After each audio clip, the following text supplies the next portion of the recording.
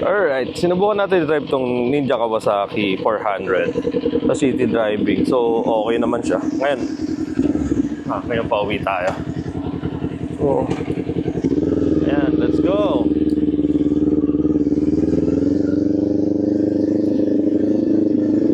Alright. Yun na, Mini Cooper. So, binibenta ko to guys for 235 negotiable. 2020 model with 18,000 kilometer odo. Alright. Ayan, 18,140 na yung total na tinakbo niya. Ito, 400cc, bagay na bagay sa mga beginner. Nakakatuwa ang power nito guys, no? Kahit 400cc lang siya, ang lakas ng torque niya.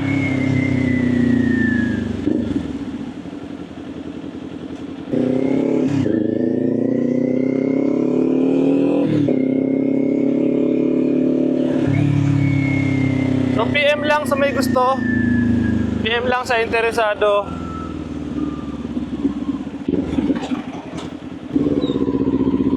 So ang gaan niya dalhin. Hindi siya mahirap isingit actually sa traffic.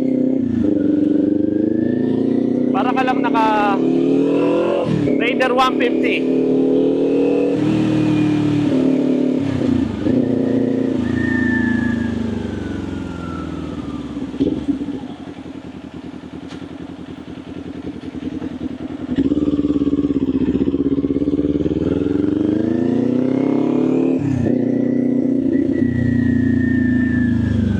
So, meron lang siya mga minimal scratches. Issue niya minimal scratches, siyempre hindi na to brand new. Second hand na to. Pero presentable to guys, presentable, malinis.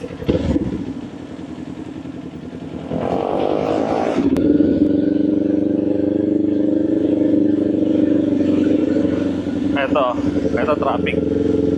Bukan natin manggilid.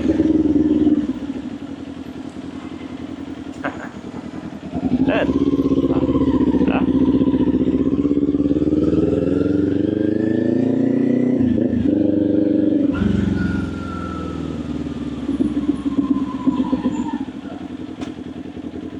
Nakakatuwa siya gamitin.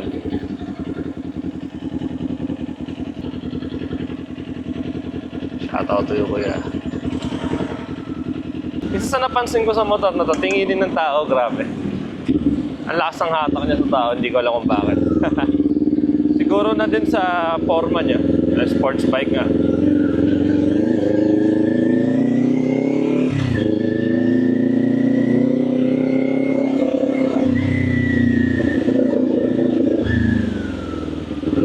Ayun o.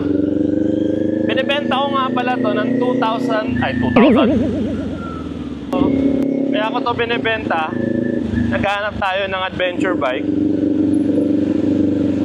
Kasi yung mga content na gagawin natin is more on malalayo yung bibiyahin natin. Mas bagay yung ganong bike sa atin. Right? Pag nakuha nyo to, swerte nyo. Sasakayan nyo na lang. Wala na kayong pabrutahin. Newly registered nga pala to guys. Kapaparehistro lang namin ng Lunes.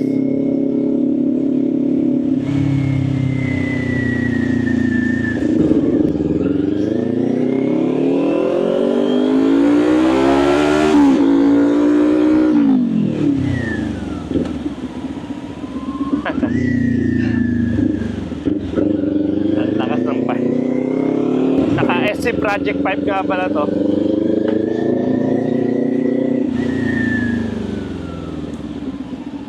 So yung stock niya, wala na.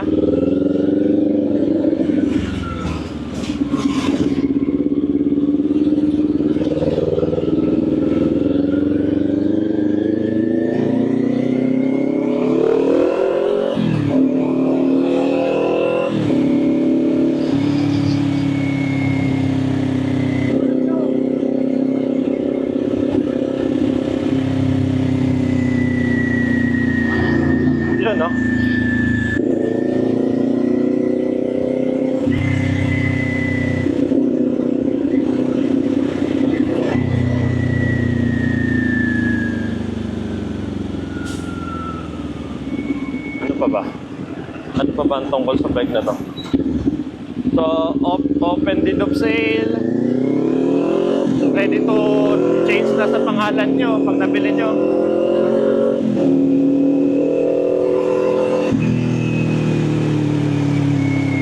Acquired from first owner pala to guys. So, hindi ako ang unang may-ari nito. Nabili namin siya doon sa unang may-ari. So ayun guys, no, for 235,000 naka expressway legal bike ka na. Negotiable naman to, madali naman tayong kausap. So text or comment lang kayo dito sa video. Alright.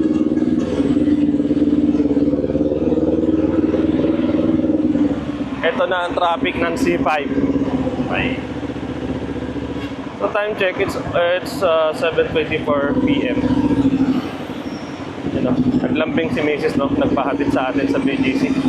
Kasi panggabi siya.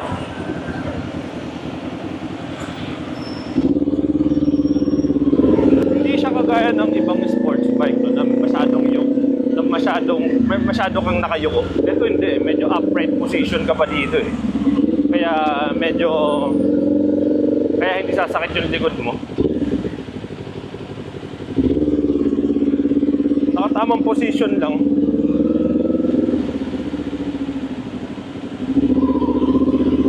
Yan okay na to. Royal alloy.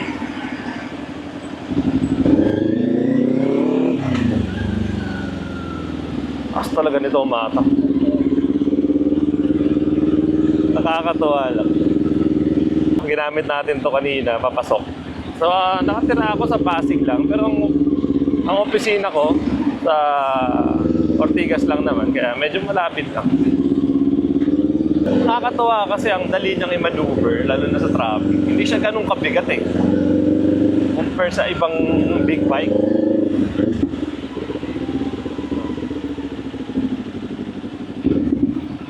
Hindi naman tayo expert pagdating sa mga big bike, no? Kasi ngayon lang naman tayo naka-experience sa mga big bike. Lately lang, ngayon taon lang.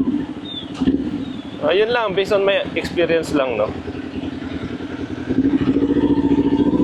Shoutout nga pala kay paring Aris natin, no? Iniwan sa atin yung Harley Davidson niya, no? Napakagandang gamitin ng bike na yun. At isa yun sa mga pangarap natin, no? So, at least kalahati ng pangarap natin natupad na makapag-drive ng Harley Davidson. Shoutout sa'yo, Papa. Thank you, Paps. Huwag kang mag-alala, dadalaw-dalawin ko yung Harley doon sa inyo.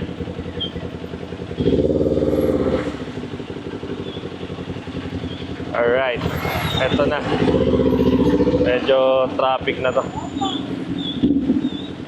Ang mahirap lang kapag ganito, yung side mirror niya medyo mahaba kasi, kaya medyo nahihirapan tayo. Pero ang ginagawa ko dyan, tinutupi ko.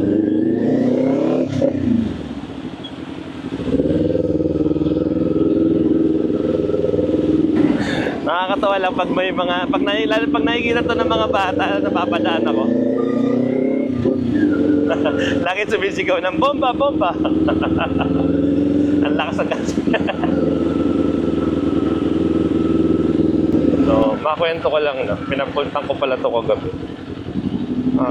Sa Shell. I forgot the price eh. Kung magkano na per liter. Pero, umabot siya ng mahigit 700 pesos. Ang laki ng tangke nito. Which is good. Lalo na pag bibiyahe ka na malalayo.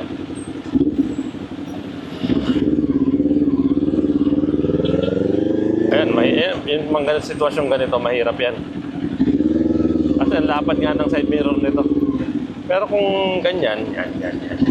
Hirap, diba? Sige, Papa. Napakabuti mo.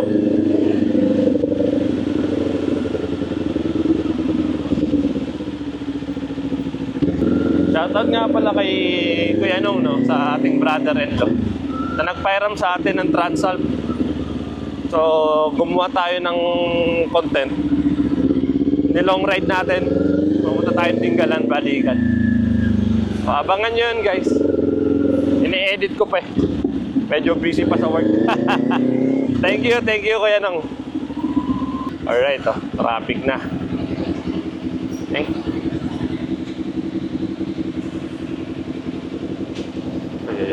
Ano to? What's this? Coca-Cola.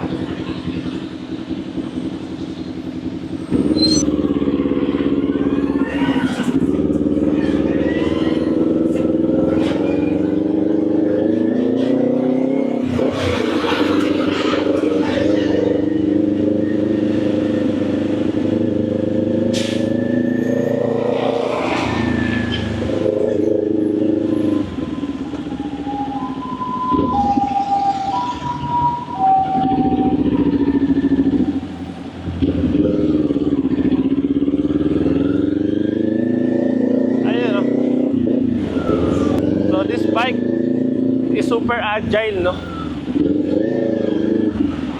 Ang dali niyang isingit-singit kahit saan. Lalo na dito sa ating traffic sa Manila.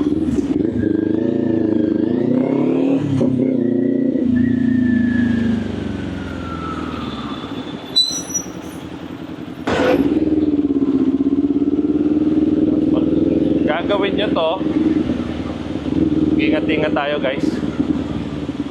Lalo na dito sa C5, ang daming truck. Tandaan natin, isa lang ang buhay natin, and always pray for God for guidance bago tayo mag-travel.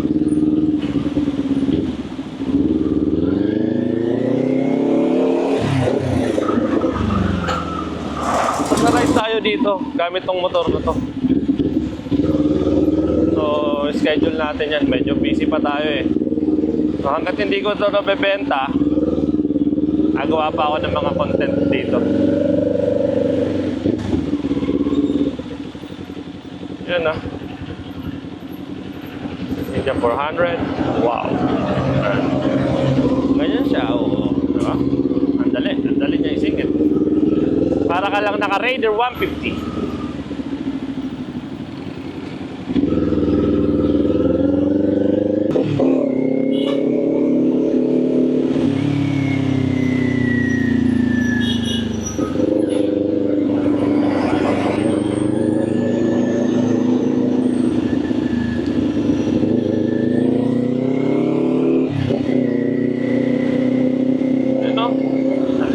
Clutch nito, guys. Ang lambot ng clutch niya, yung gear niya ang dalang ipasok.